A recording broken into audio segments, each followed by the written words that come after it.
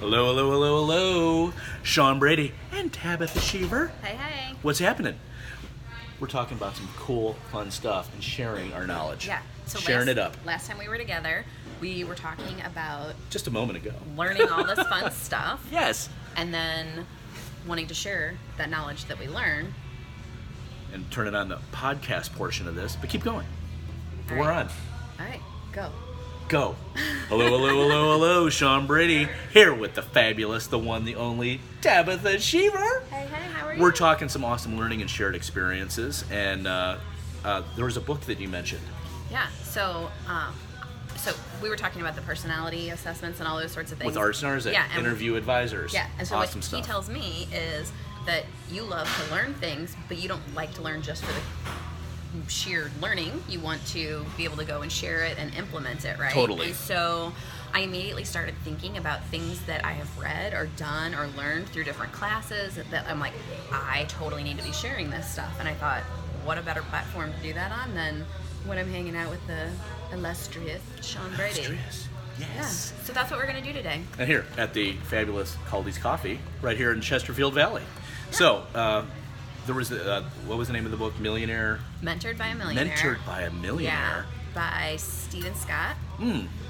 He's written a few books. He has, yeah. Actually, The Richest Man That Ever Lived, which is he was. That's why I know him. Yes, he was challenged by one of his mentors or Yes, advisors I know the story. to read the Psalms, I think, or Proverbs. Proverbs Yes. every day for 300 days, and he did it. And he said he found like all these things that changed his life Yes. and his business, and like he claims that's what led him to success and All the things. So the reason I'm like, oh, this guy sounds familiar. Yeah. That was a book I gave to my buddy Chad that I stopped reading after the introduction because I'm like, oh, this is what I'm supposed to get out of this book. Read Proverbs. So that led me to taking action, and that's why I recorded the Book of Proverbs, each chapter for a chapter a day. Yeah. And I think what he said was, he's like, if you do a chapter a day, in correlation with the Book of Proverbs, 31 books of Proverbs, right? There's about 31 days of the month. Yeah. So if you do one a day, right? And he specifically, like this guy, Mr. Scott, right? Yeah. Mr. Scott, not that Mr. Scott. But what this Mr. Scott did, all right, and it's fun. So, but what this Mr. Scott did, he was getting fired. He was a college graduate. He's trying to start a family. He got fired from this job. 9 jobs. In like 2 years. 2 years. Yeah. Winner. But his mentor came up to him and said, "How would you like to be smarter than all the other people that fired you?" Well, what are you going to say to that? All right.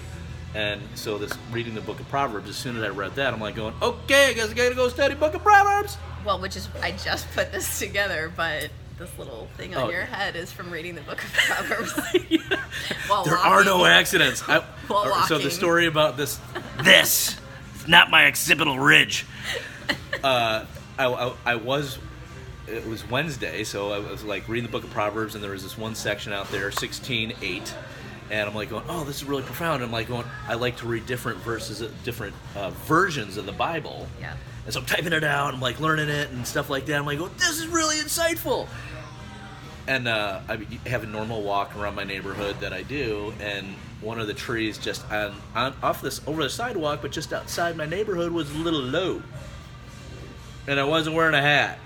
And I'm bald. I told him it was God hitting him upside the head because there's something in there that he needed to learn. Boom. Learn this verse. So I started reading. Yes. The Richest Man That Ever Lived. Yeah. Which he then talks about his other book called Mentored by a Millionaire. So I got that one too. And so here was my aha takeaway. I'm going to save you having to read the entire book. Thank you. You should. There's like a lot of good things. I know. It's like, oh yeah, buy the book, but don't just read the introduction like I did. Yeah. Or maybe do. But either way, I did buy the book. What's your biggest takeaway? So the biggest takeaway, okay. So when we get up against something, we can't seem to get something done. Yes. A lot of times it's because we have some kind of a fear about it. And we've all heard, right? Fear of success, fear of failure, fear of judgment or rejection, right? There's all these different fears. So anytime you're trying to learn something new, do something new, change a habit, get something done, there's usually subconsciously something kind of going on in there, right? Yes.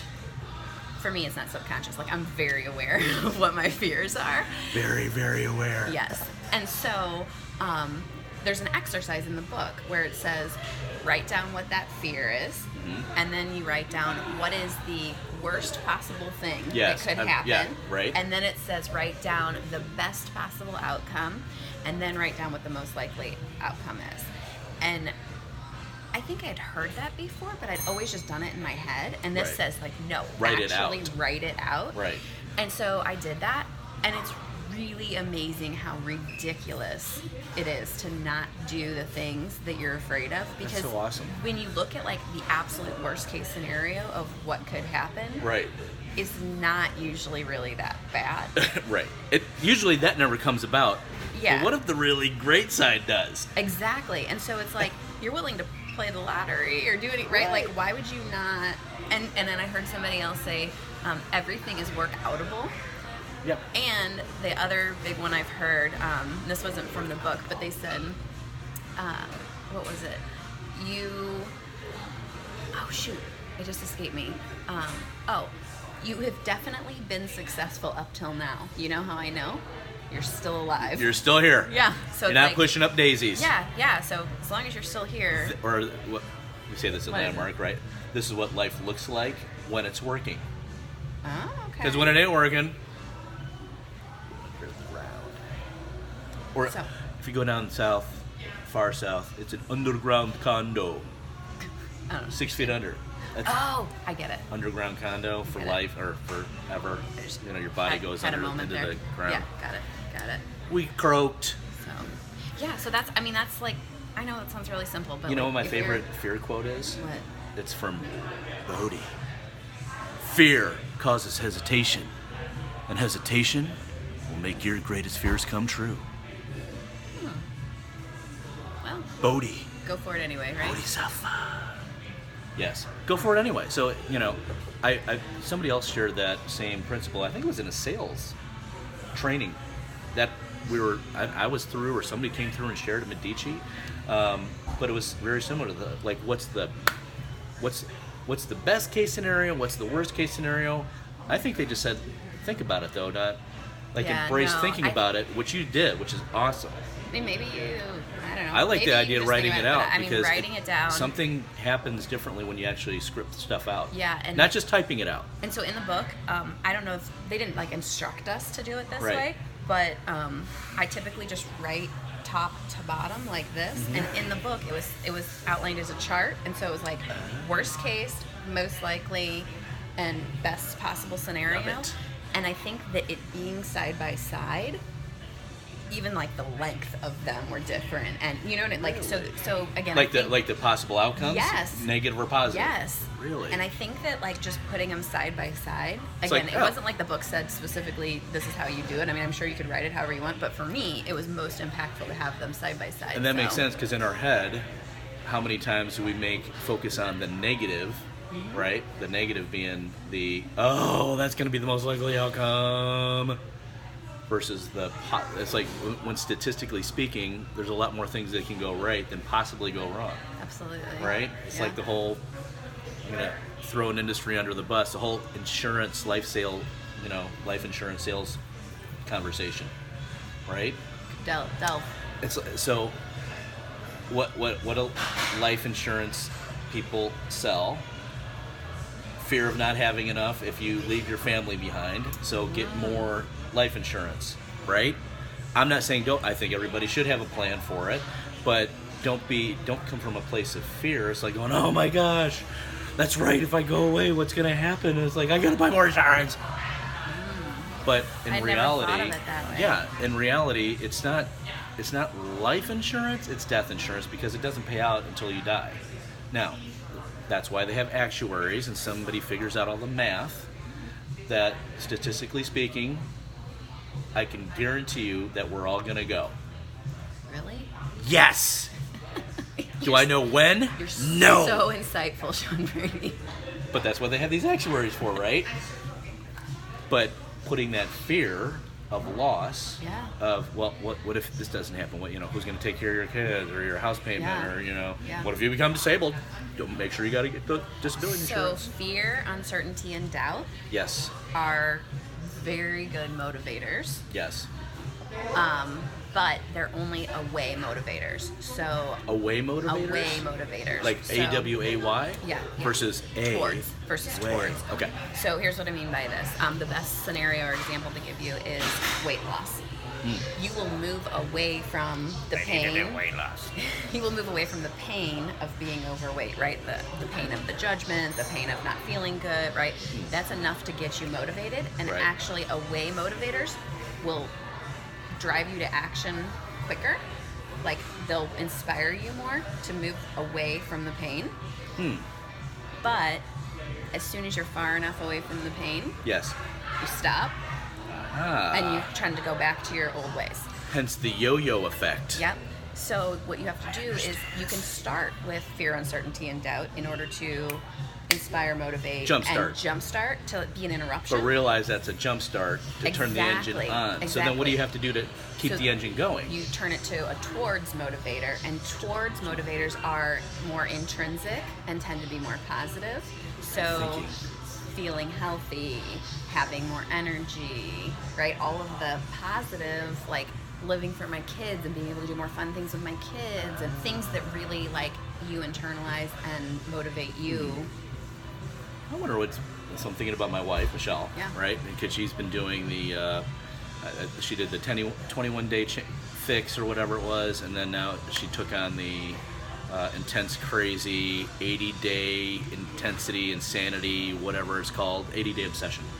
I haven't heard of this, but Beachbody. okay. But so it's 80 days of working out, which is, if you do the math, it's 6 days a week of working out. You take Sundays off, so those 80 days don't include Sundays. Okay. But then you also do the whole crazy meal plan, and I say crazy because it's crazy for me because I don't live my life this way. Structured, a certain carb, vegetable, protein, snacks are all regimented. Stuff that I've done before, and it's really, really hard for me to do. My wife is a high C, so it's easy because it's compliance. completely for her. compliant. So, are Yeah, you going that to drink makes anything? sense. Nope. Yeah. Are you going to eat this sugar? Nope. Yeah. I'm like, I gotta have that. But that's me. But how So, often? so she's doing from the short term. She did the she does it, jump but then start. she's trying different ones over and over again because Ooh, she's and not then- able to sustain them, or I think she just knows she has to have a structure in her life, because right? that's just about- Whereas so you talked Yeah. about microwave and crock pot before, yeah. right? Me being the microwave is like, oh yeah, okay, let's get this done. What's the fastest thing I'm in and out? Yeah. She's the crock pot where she's gonna do it, and she's gonna do it again, and she'll do another work. She might change the workout program, Yeah. but she'll make sure she's in another one before she's out of this one.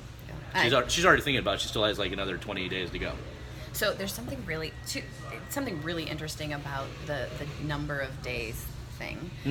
So they say it takes 21 days to make it a habit. Yes. Or you've heard it's 90 days. Right. Right. So I was Or really 7 no's until you get a yes. Yeah, so I went out online and tried to start understanding, like, where did that come from, and like, Where did it come from? scientifically, what is the right number of days, and does Right. it matter, and all of these sorts of things.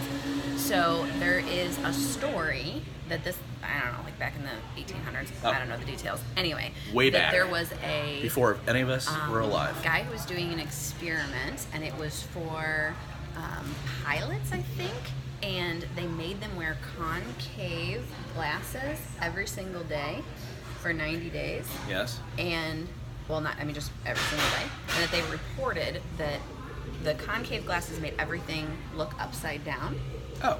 and that after Now, what kind of typically- pilots? I'm thinking about I don't pilots. know. Could have been After- airplane pilots, so like ship captain pilots, After ship pilots. approximately 90 days, people started reporting that instead of seeing the images upside down, that their brain actually had rewired right. and flipped.